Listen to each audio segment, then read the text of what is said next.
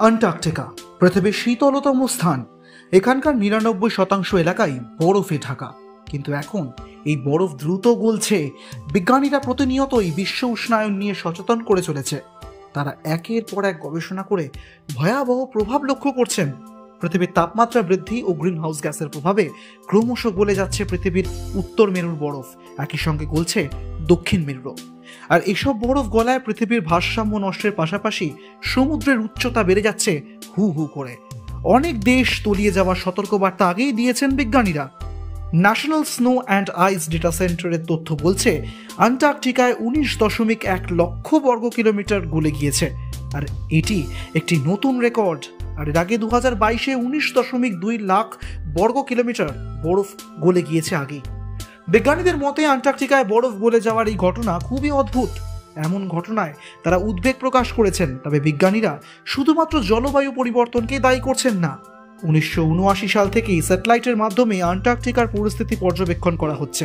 গত 40 বছরের তথ্যের দিকে তাকালে দেখা যাচ্ছে 2022-এ গ্রীষ্মের মৌসুমে যে হারে দ্রুত বরফ গলে গিয়েছে তার কারণ বৈশ্বিক উষ্ণায়ন বৃদ্ধি।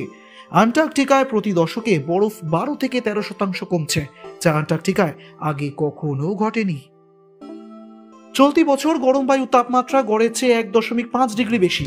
আন্টার্কটিকা পৃথিবীর শীতলতম অঞ্চল আর এই বিশ্বের 5ম বৃহত্তম মহাদেশ। ইউরোপের চেয়ে 40% বড়। এখানে পৃথিবীর 70% মিষ্টি জল রয়েছে, তবে সেই মিষ্টি জলের পুরোটাই বরফ আকারে। বিজ্ঞানীরা মনে করছেন আন্টার্কটিকা গলে গেলে সমুদ্রের জলস্তর 200 ফুট বাড়বে। জানা গিয়েছে আন্টার্কটিকা 40 মিলিয়ন বছর ধরে বরফের চাদরে ঢেকে রয়েছে। প্রায় 18,000 বছর আগে পৃথিবীর 1/3 বরফে ঢাকা ছিল, কিন্তু এখন এর মাত্র 10 ভাগের 1 ভাগ বরফের অংশ। পৃথিবীর উষ্ণতা দ্রুত বৃদ্ধি পাচ্ছে, যার ফলে বরফ গলে যাচ্ছে এবং এর ফলে হিমবাহগুলিও দ্রুত গলতে শুরু করেছে। আর এই নিয়ে সারা বিশ্বের বিজ্ঞানীরা আতঙ্কিত। আন্টার্কটিকার এই বরফের চাদরে মিষ্টি জল থাকে, যা সমুদ্রের লবণাক্ত কমায় এবং এর কারণে সমুদ্রে বসবাসকারী প্রাণীরা মারাত্মকভাবে ক্ষতিগ্রস্ত হতে পারে।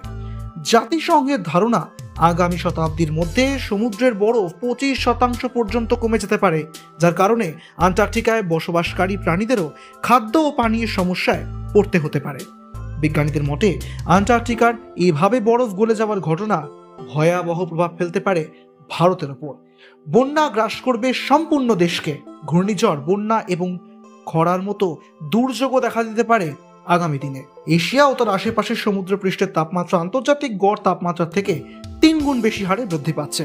জলবায়ু বিজ্ঞানীরা জানিয়েছেন সমুদ্রের জলস্তর দ্রুত বৃদ্ধি পাওয়ার ফলে ভারতের 7,500 কিলোমিটার এলাকা বন্যায় প্লাবিত হতে পারে। এক ঝলকে